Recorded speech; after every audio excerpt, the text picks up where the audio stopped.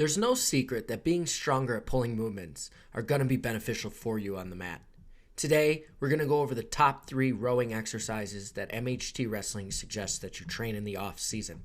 The first is a single arm dead stop dumbbell row, followed by the barbell pendule row, and finally a pull-up with retracted scapulas.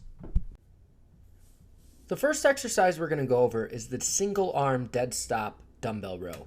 This exercise is very beneficial to a wrestler because of the difficulty bracing on every single rep. You will want to make sure that you are creating a rigid core with intra-abdominal 360-degree pressure. On each rep, you're going to pause at the bottom before exploding up through your back, keeping your elbow parallel to your chest. You may need to reset your breath throughout the set to make sure that you maintain that intra-abdominal pressure and proper bracing. Now let's look at common mistakes. A common mistake is pulling with your arm and not using your back. This is commonly because the weight is too heavy and that you cannot use your back to get the contraction. The other common mistake is not maintaining that proper bracing and rotating through your body to get the weight up with momentum. The next exercise is the pendule row, created by strength coach Greg Pendule.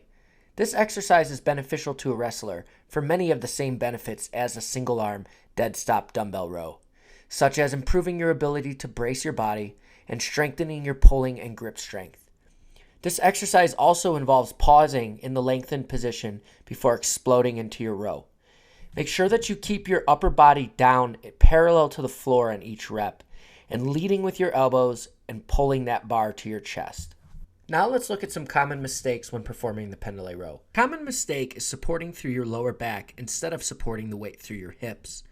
This will increase your chances of having a rounded back. Another common mistake is elevating your torso on each rep. We want to stay down and improve our ability to brace while rowing. The last common mistake is pushing your shoulders forward and not pulling them back on each rep. The last exercise we will cover is a pull-up or chin-up, keeping your scapulas retracted. This added movement will help increase your scapular strength when pulling. It involves starting a pull-up or chin-up by keeping your arms straight, followed by retracting and depressing your scapulas, then holding that position statically before pulling your body up.